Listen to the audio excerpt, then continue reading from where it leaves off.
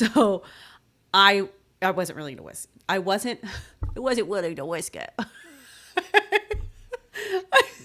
I wasn't willing to risk it. Hold on, I'm gonna do that again. I wasn't willing to risk it.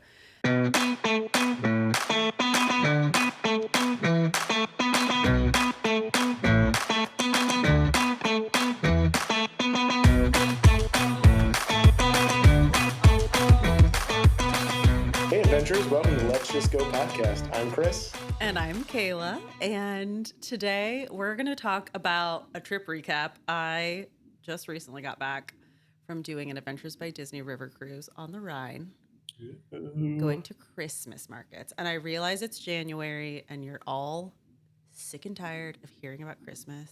But I just. It's a perfect time to plan for next Christmas. Next year. Exactly. Yeah. So, I mean, I booked this trip over a year before it came out. I think like a year and a half. Like I am an Adventure Insider, so I booked it the day it became available for Adventure Insiders, which was, yeah, I don't remember. I want to say it was like August, maybe April. That sounds about right. One of those A months. I don't know. It's been too long at this point.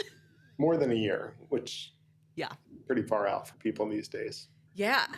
I mean, it was. Yeah, it was. It felt like it was never going to happen because it was so long. You know, when you have those trips. Yeah, but it gives you something to look forward to. So tell us, where did you? Well, one, before we get into the details, your overall, like, what would you rate it out of a 10? Oh, I'd say like an 8. Oh, all right. Yeah. I might even say I might say a 7.5. And we'll talk about it. We'll talk about my pros and cons. Okay. If I was there, would it have been higher? If you were there, it would have been a 2. Fair. Not for everybody else. Not for everybody else who just met me, but yes. Right. Yeah. For the people who knew you, it would be a 2. That's fair. Yeah. Agreed. Yeah. All right. If you haven't listened, Chris actually did an Adventures by Disney river cruise 2 months ago. Yeah, at the end of September. I did the Oktoberfest one. Yeah. And the difference, right, yours was on a different river. They were both Adventures by Disney. They were both AMA Waterways ships. Chris's was an adult exclusive. Mine had a bunch of fucking kids. Were there young kids on there, though? The youngest child I encountered she turned 8. Interesting. Okay. On the trip. But there might have been younger children. I can't tell how old kids are by looking. I mean, generally, though, couldn't have been that many under the age of 12. Because it went over Christmas Day, right? It went over Christmas Day. So it started December 19th and it ended December 26th. And it was a lot of multi-generational families. And I would say... Grandma's paying, bitches. Yeah. So Brian and I think there was like one other couple that didn't have kids that was like intentionally childless, but they were also in their 60s. And like they've done a bunch of Adventures by Disney trips. But outside of that, I think every single person we encountered had children. It could have been that they had grown children and they were like adults that were also traveling, but they were like, you know, in their early 20s or late teens. But there were like Brian and I related a lot more to the adventure guides than we did to our fellow passengers because like one, they were different tax brackets than Brian and I are. And two, like we're childless millennials, and while some of these people were millennials, they were older than us millennials and they had kids. So like, I don't think there were many people in their 30s on this trip is my point, other than the adventure guides. That makes sense. And there weren't many online. I mean, generally river cruising, right? I mean, we've talked about this in the last episode when it does have an older age demographic, generally speaking, but yeah. AMA is an interesting, I mean, obviously in Adventures by Disney, but AMA Waterways, we've taught, there's different companies Some are exclusively adult, so all sailings are adult only. AMA is different in that they have suites and larger rooms for families, and they do have children on board, although generally that number is small. I asked one of our servers how he was feeling about the kids. I was like, "Are you looking forward to not having as many kids on the ship?" And he said, "In 9 months, I've seen outside of this cruise, I've seen 4 kids." Right. So like, yeah, it's very infrequent, but it is a possibility. So yeah, with AMA, they do allow children. They do, but you know, your trip was an adults exclusive. That is a thing, and if that had been an option for Brian and I, we would have taken it. However, this specific Christmas market cruise, it's a contract that Disney has with AMA, and they only contract one river cruise for the Christmas markets per river. So there's one Rhine Christmas market cruise that's Adventures by Disney, and there's one Danube Christmas market river cruise. And that's it, because that's their bread and butter, I think, is Christmas market cruises. Like everybody wants to do one, which like prior to my finding out that this existed, I didn't even know what Christmas markets were. Like, I was like, what? And we're gonna have other episodes diving more into the specifics of my trip. This is really just like a high level of the Adventures by Disney part itself, because I was gone for 2 weeks and we could talk forever about it. But you guys, we need more content and you want a shorter episode, so you're welcome. We'll get into one of the like negatives for me of this trip, but what I thought and how this ties together. But the Danube cruise actually started after our cruise. And so we started the 19th and ended the 26th. I don't know what dates they started and ended, but the adventure guides were saying they were experiencing even less Christmas market than we were experiencing because of how late. Because most Christmas markets, like come December 24th, they're done. That's it. There's no more till next year. So I thought that was really interesting. And I was proud of myself for picking the right one. Christmas markets in general, I mean, obviously they're European, but they definitely have a German origin, Yeah. right? I mean, it's obviously grown beyond just Germany, but you never really touched foot in Germany, is that right? No, this The was my first Rhine. trip to Germany. Oh, it did go to Germany. But yeah, we went to Germany. So there's the history of the Rhine actually is that the area along the Rhine was like very heavily disputed, and like it's been French, it's been German, it's been French, it's been German, and it's been like back and forth a bunch. And World War II was the last time that like it was decided like what the line is, and so the line is the Rhine. Um, and I thought that was really interesting. It was really interesting to just like learn that these areas speak both French and German, and also their own specific dialect that is sort of like a third language that mixes French and German. And then they also, for the most part, speak English because it's a big wine region. And so like the Rhine, when it's not Christmas time, Lots of international. yeah, gets a lot of people on the river. That is interesting, right? I mean, that was one of my takeaways in visiting Germany or in visiting Europe in general. In the United States, we think we're like, oh, things can never change. And then you go to Europe and you're like, the borders have changed frequently in every single one of those countries. Yes. Um, so where did you start? Where did this river cruise start? We started in Basel, Switzerland, which is about an hour by train from Zurich, but it's literally the border. So there's a spot in Basel where you can be in Germany, France, and Switzerland all at the same time. Well, if you play Twister and put a hand down, I guess. Yeah. All three at the same time. Yeah. That's fun though. So it started there, and then what? What was next? And then next we went to Colmar. There's a lot of UNESCO sites. I don't know if that was the case on the Danube too. So Colmar, you like had to walk. So you're in like a very industrial looking, like not modern, but like 80s looking city. And then you go through this really weird like shopping center, and then you're like spit out into like old timey Colmar that people think of when they think of Christmas markets, and the like everyone talks about Beauty and the Beast being like, oh, Walt Disney traveled on the Rhine, and like that's where he got these ideas for these animations and things. that's the UNESCO part of Colmar. And then same thing when we go to Strasbourg, which was the next stop. It was very similar that you had to go through an area and get to that section that's the cute, like no cars are allowed. It's really cute.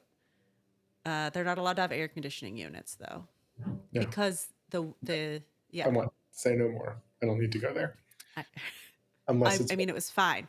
It was fine in the winter. We actually had pleasant weather. So right now it's snowing here in Philadelphia, Mhm. and it has prior to today, the feels like has been in the teens here Yeah, because it's it's been been cold windy and and I very hate it. cold.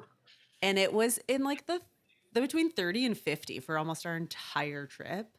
We had a little bit of rain, but for the most part, it wasn't bad weather-wise. Like I had days where I was like too hot, having to take off my jacket.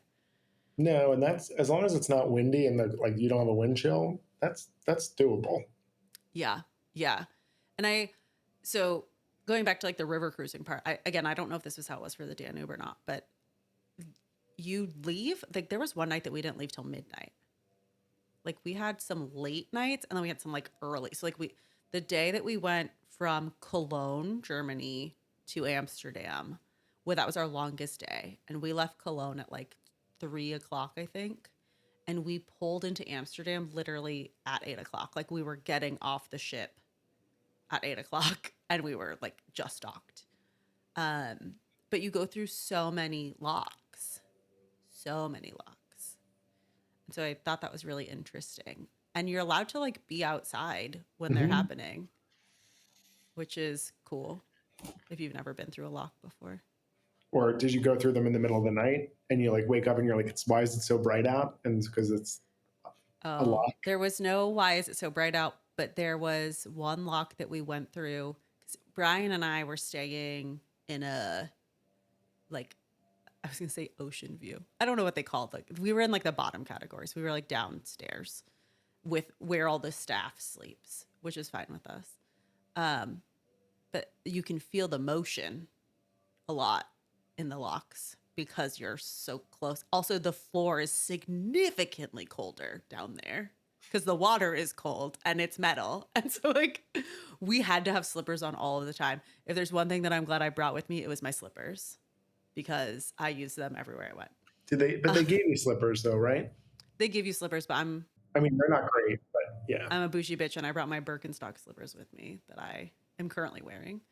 And I have my slippers on too. It's a snow day. yeah, You got to it's be a in. snow day. What else are we gonna do? Yeah. Not go out in that. That's for damn You sure. know. So, no, you could like feel it though, and like it would get loud because they're like not chaining you in, but like they're making sure that you're secure in the Yeah. lock. Well, the one I realized, right? They literally they tie to the wall, the one wall, right? So, Yeah, on like each side.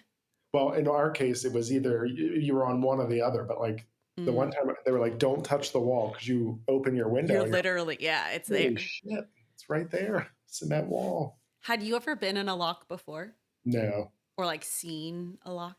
I not in person. No, Okay. no. And then Yeah. actually, they did one during the day. We skipped an excursion and stayed on the ship, and we got to see the lock during the day. Like went up on the top of the ship and then Yeah. watched the whole, you know, from start Yeah. to finish. That's fun. Yeah, it was fun.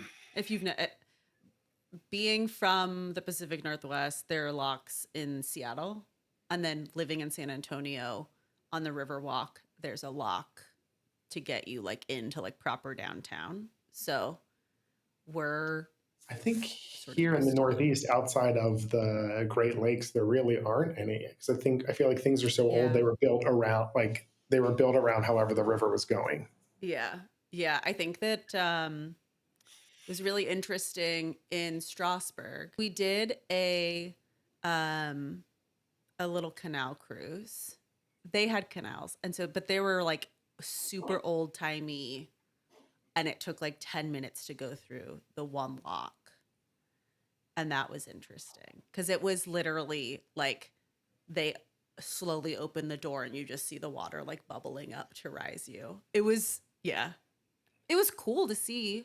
One of my complaints about this trip is that some of the excursions I don't want to say they felt thrown together, but like it was super kitschy stuff that I never would have picked for myself to do.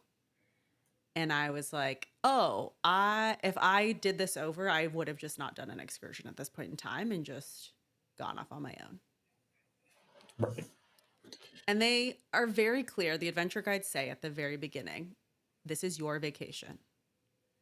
If you want to go do other stuff, by all means, go do other stuff. Please let us know and like exchange contact information with us so that if something happens, like you can get a hold of somebody. But at the end of the day, you just need to be on the ship by all aboard time. Right. And I think that's good for everybody listening. So if you are doing a river cruise, you're obviously, I think that's the case all the time. You can skip. Mm-hmm. I think what I wasn't fully aware of was which ports were going to be like boom, immediate Mm-hmm. access to fun, cool, like small town city Yeah. thing versus some that are going to be like, you got to, it's not perfect, right? You're going to have to keep You're going to get on a bus and you're going to have to right, like go Vienna, for 20 Austria. minutes. Like Vienna, Austria is a huge city, right? So where your port, you'd have to take an Uber to get to where you really wanted to go versus like Bratislava.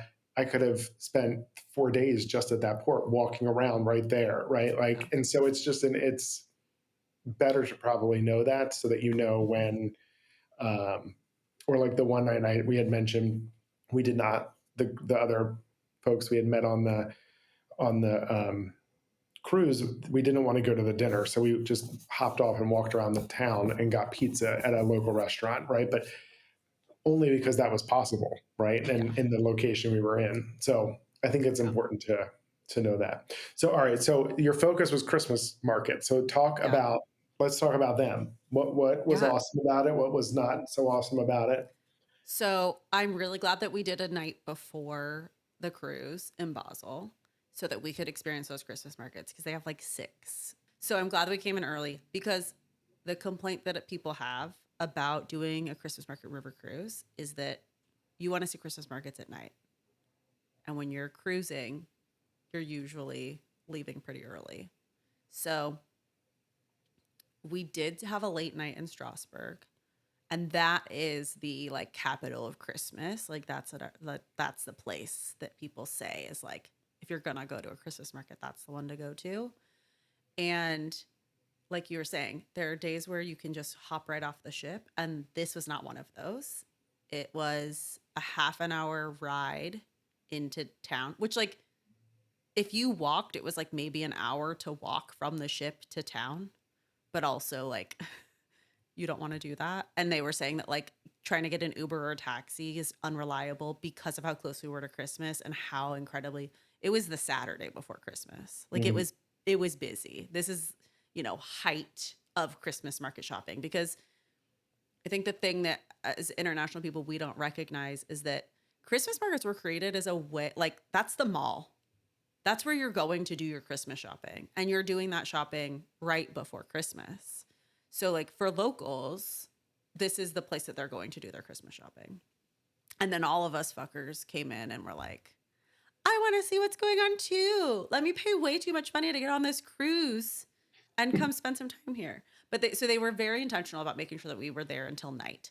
But you had to get on the bus at certain times. So it was like you did the morning excursion, you did an afternoon excursion, and then you could choose to stay in town the whole time, or you could come back to the boat, and then you'd have like time periods to go back, and then you wouldn't come. Like if you stayed then like out until the all aboard time, which that was the night that I think it was midnight. If you stayed out till the all aboard time, you had to figure out your own dinner.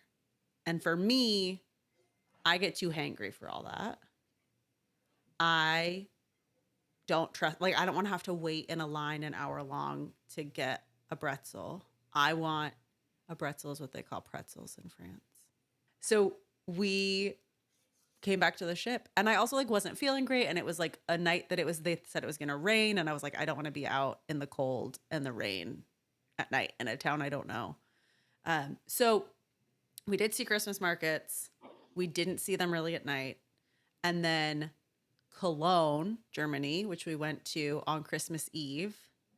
everything was closed. None of the Christmas markets were open. Nothing in the town was, or in the city was open. Like it was just generally like not great. Like we got to see the cathedral, which like, wow, if you've never if you are listening to me right now and you're like, okay, it's a cathedral, what about it? Google that shit. It is the coolest. I've been to La Sagrada Familia. That place is cool. Yeah, yeah, yeah, yeah, yeah. There's one in Vienna that it looks like has like Yeah, black. yeah, It's so yeah. old that it's yeah. So cool. It's so cool. And like to like pictures just don't do it justice. And you're like standing in front of it, you just like mouth agape. Yeah. Yeah. So my favorite place that we went on this trip, and I think it was Brian's favorite too, was Heidelberg, which is in Germany. And there's a big castle. And so the morning was spent in the castle exploring. And then we took a funicular, which is like, if you don't, for those of you who don't know what a funicular is, it's like No a one train car, but it's like at an angle. So it goes up a mountain. knows.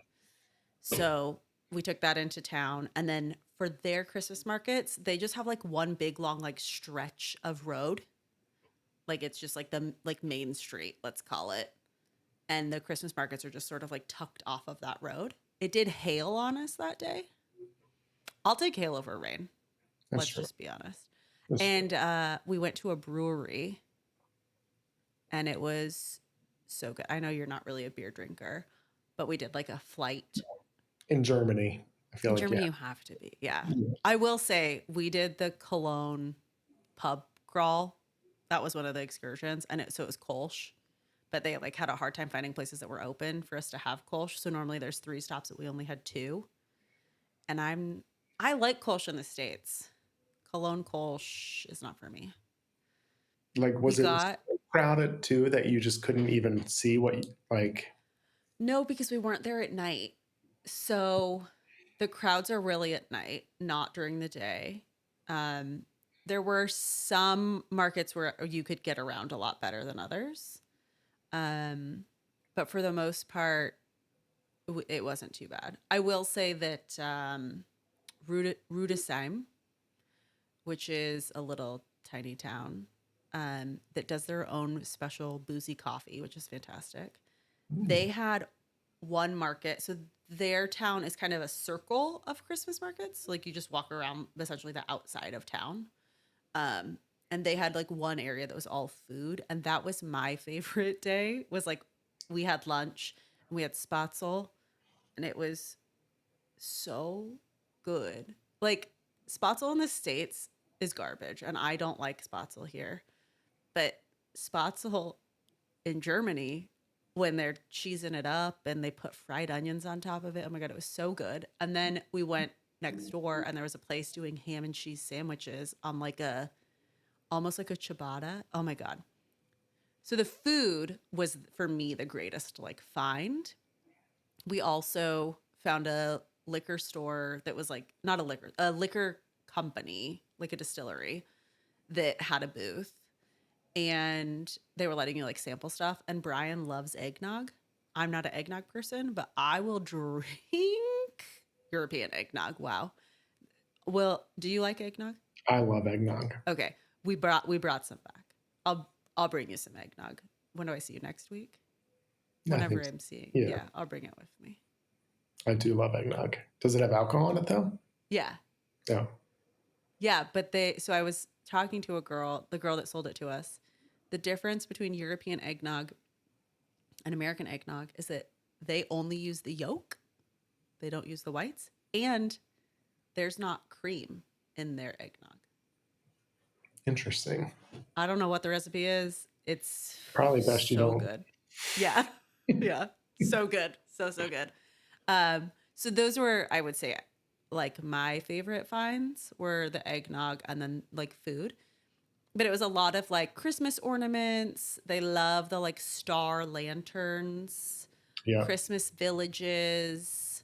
We actually, so one fun thing that we did that was an Adventures by Disney specific thing is that on the first day, like one of our first excursions, the adventure guides gave everyone an envelope, and inside that envelope was 10 euros. And they said, okay, you have until the afternoon of the 24th to spend this 10 euros and buy a family-friendly, non-food gift, and then we're going to do a like gift exchange game as a ship. So there's 149 people on our ship.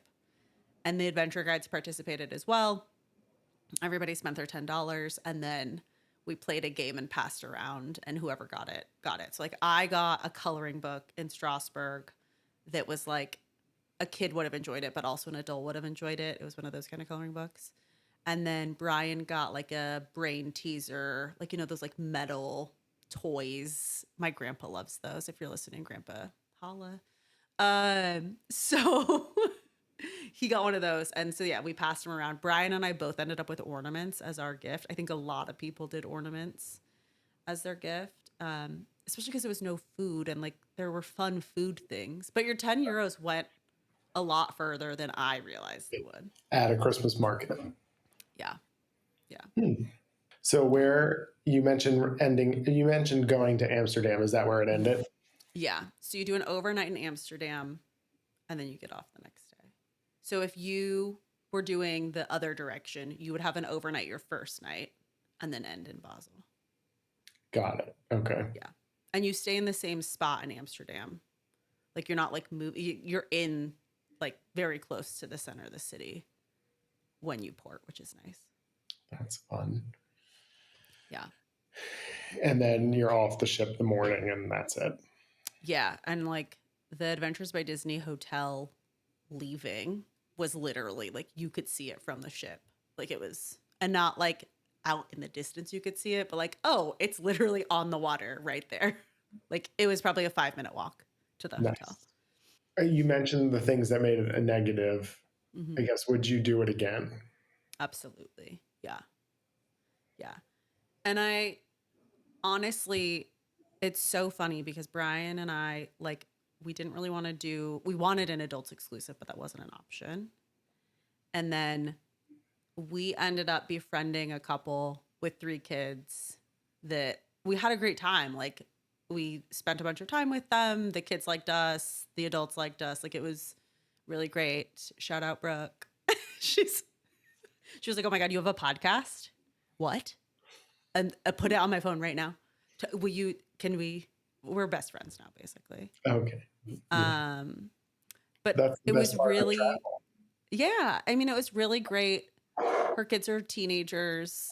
It was fun to like be the surrogate aunt and uncle of these kids for a couple of days where like they listened to us because we weren't their parents. Very different from your girls. Your girls do not, give no shits about anything. These kids actually were like, oh, you have a good point. And I was like, oh my God, wow. Thank you so much. I feel like I've made it. So it was nice to get to know these people. But again, there were people who like, one of our adventure guides was like, yeah, I don't know that these people who do these trips, one of them felt the need to tell us that they did the private jet tour. Like, so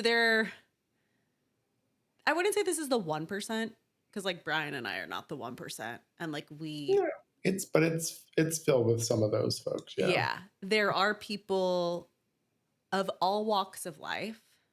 And this is not a trip that I'm like trying to figure out how to like word it in a way that's not. I think for some people it is for some people on that trip, it's a once in a lifetime trip. And for others, over 50%, it was their first Adventures by Disney. Yeah. And for others, it's just it's like one of their 5 vacations for the year. And it's, yeah.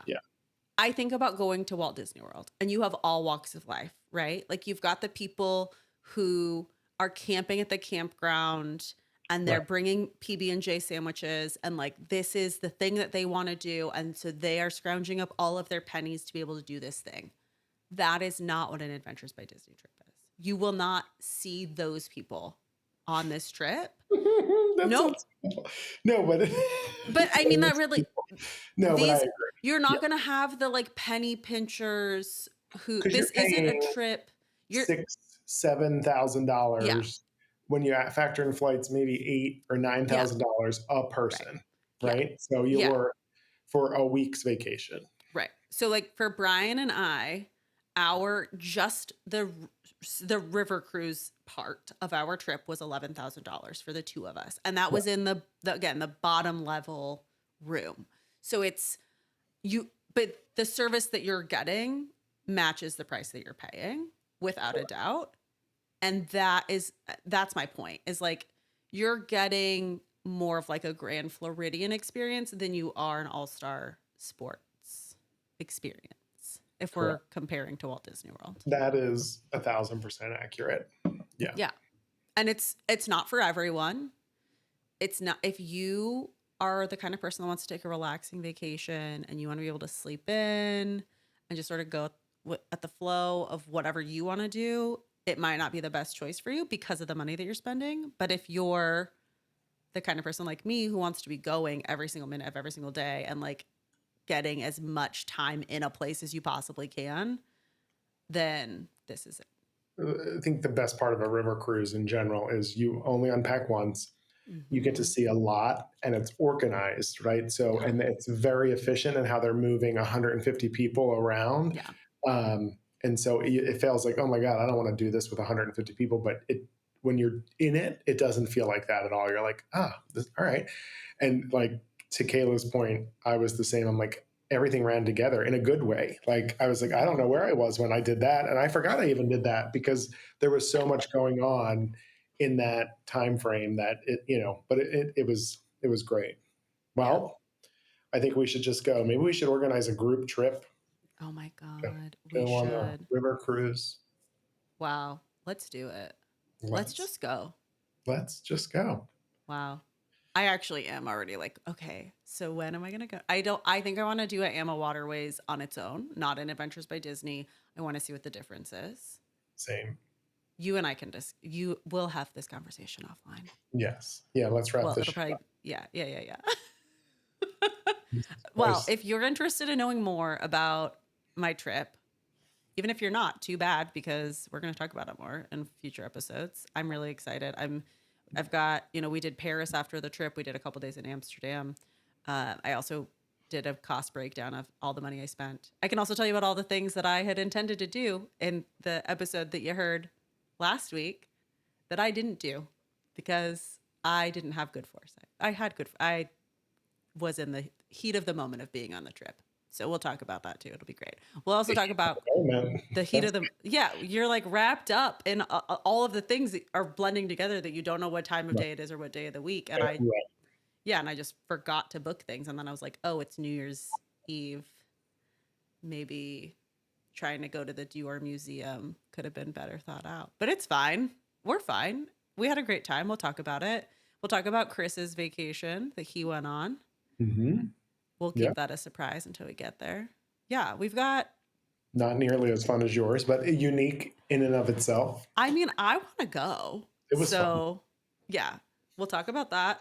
I mean, I think that we're only a few days into 2025 as we're recording this, but I think that this should be the year to just go. Do it. Do it now. Book it now, and don't look back. Yeah, and until next time, oh my gosh, I just said it. Let's just go.